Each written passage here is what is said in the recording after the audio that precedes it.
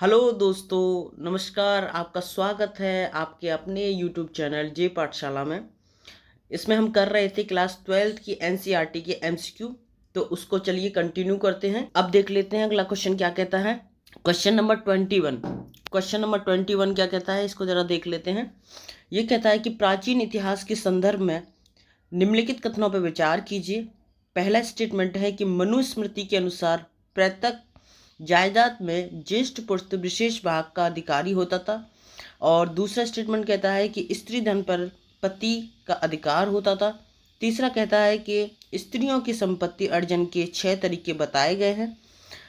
उपरोक्त कथनों में से सत्य कथन है। मैं आपको बता दूं, जो पहला स्टेटमेंट है कि मनुस्मृति के अनुसार पैतृक जायदाद में ज्येष्ठ पुत्र विशेष भाग का अधिकारी होता था, ये जो स्टेटमेंट है वो बिल्कुल राइट है। क्योंकि ऐसा कहा जाता है मनुस्मृति के अनुसार कि जब माता पिता की मृत्यु हो जाती थी तो उसके बाद जो उनकी प्रॉपर्टी होती थी ना, उनके जो सभी पुत्र होते थे उनमें उनकी प्रॉपर्टी जो है थी वो समान रूप से उसका बंटवारा कर दिया जाता था।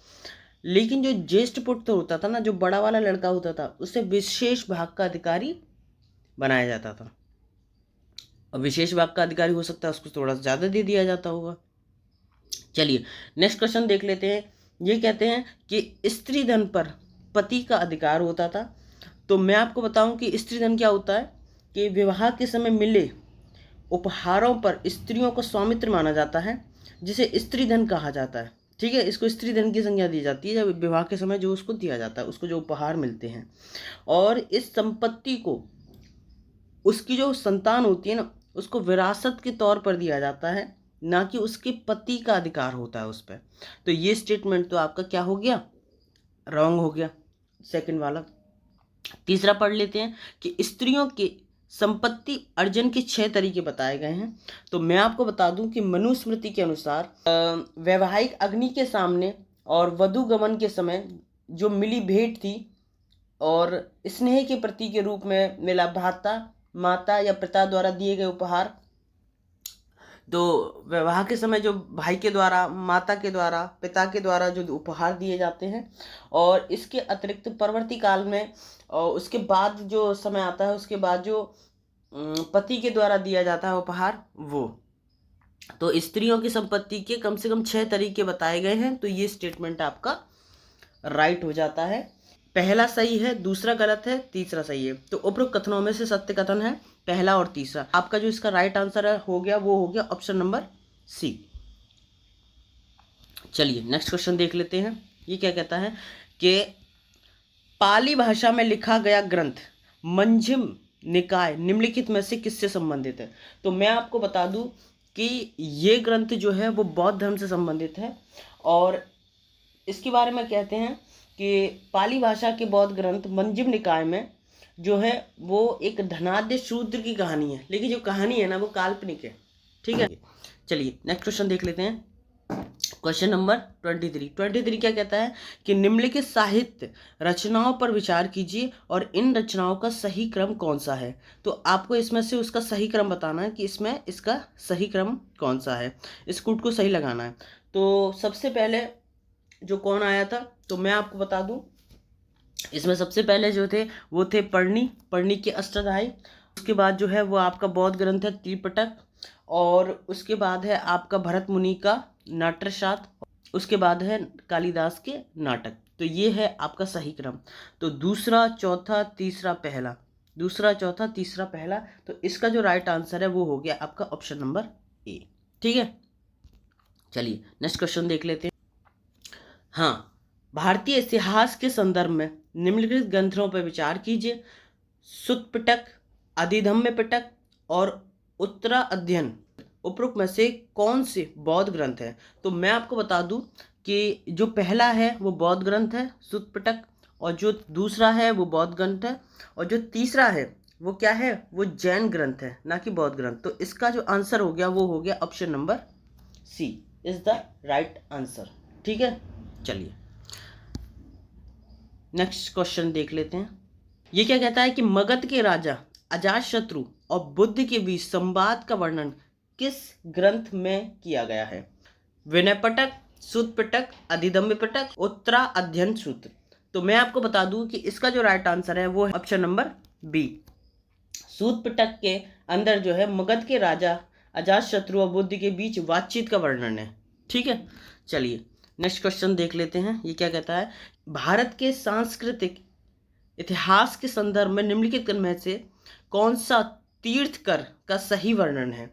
तो पहला है महापुरुष, जो पुरुषों और महिलाओं को जीवन की नदी के पार पहुंचाते हैं।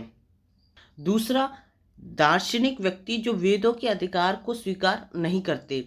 तीसरा, सिद्धियों के लेखक जिनकी प्राप्ति ने जैन पथ का नेतृत्व किया। चौथा है धर्म ग्रंथों का कठोरता से पालन करने वाला।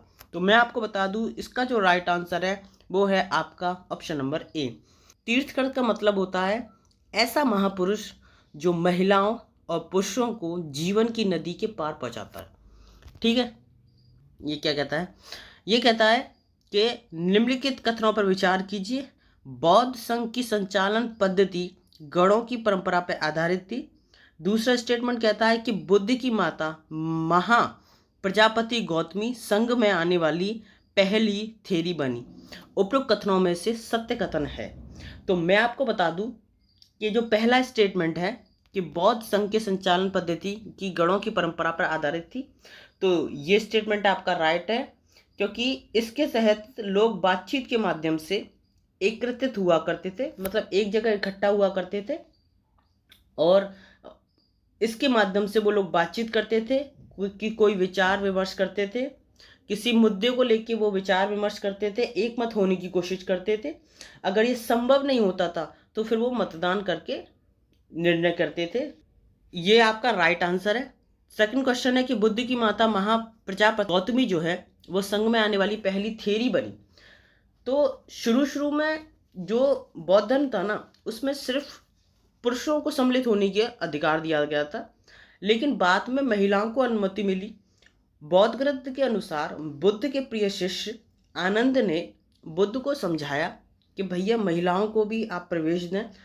तो बुद्ध ने इस बात की आज्ञा दी और महिलाओं को संघ में प्रवेश की अनुमति मिल गई और बुद्ध की माता महाप्रजापति गौतमी संघ में आने वाली पहली थेरी बनी। और मैं आपको बता दूं ये जो शब्द है थेरी, इसका मतलब होता है कि ऐसी महिला जिन्होंने निर्वाण प्राप्त कर लिया हो। ठीक है, चलिए तो ये स्टेटमेंट आपका राइट हो गया। तो दोनों स्टेटमेंट क्या है, राइट हैं। तो पहला दूसरा कथन जो है वो सत्य है। तो इसका जो राइट आंसर है वो हो गया option number C is the right answer. चलिए नेक्स्ट क्वेश्चन देख लेते हैं। ये क्या कहता है, भारतीय इतिहास के संदर्भ में अशोकावदान निम्नलिखित में से किससे संबंधित है। ऑप्शन पढ़ लेते हैं, जैन धर्म, शैव धर्म, वैष्णव धर्म, बौद्ध धर्म। इस ग्रंथ के अनुसार ये बताया गया है अशोकावदान के अंदर कि जो सम्राट अशोक थे ना, उन्होंने बुद्ध के अवशेषों को कई हिस्सों में तब्दील कर दिया और उसके बाद उन्होंने क्या किया, उन शहरों में क्या करवा दिया, स्तूप बनवाने का आदेश दे दिया। इस धर्म की बात हो रही है यहाँ पे, तो यहाँ बात हो रही है आपके बौद्ध धर्म की। तो ये ऑप्शन नंबर डी इसका राइट आंसर है। चलिए नेक्स्ट क्वेश्चन देख लेते हैं।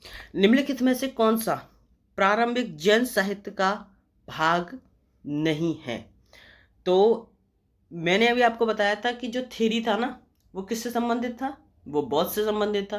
तो आप मार सकते हो इसका जो राइट आंसर है वो ऑप्शन नंबर ए। और बाकी का जो है आचारंग सूत्र जैन से, सूत्र कृतांग जैन से, वृहत कल्पसूत्र जैन से संबंधित है और थ्योरी गाथा जो है वो बौद्ध धर्म से संबंधित है। चलिए नेक्स्ट क्वेश्चन देख लेते हैं। क्वेश्चन नंबर 30 क्या कहता है, प्राचीन भारतीय इतिहास के संदर्भ में निम्नलिखित में से कौन सा या कौन से बौद्ध धर्म और जैन धर्म में समान रूप से विद्यमान था। तो ये पूछ रहे हैं कि बौद्ध धर्म और जैन धर्म में समानता जो थी, इनमें से कौन से स्टेटमेंट पे उनकी समानता थी। तो इसका हमें राइट आंसर बताना है।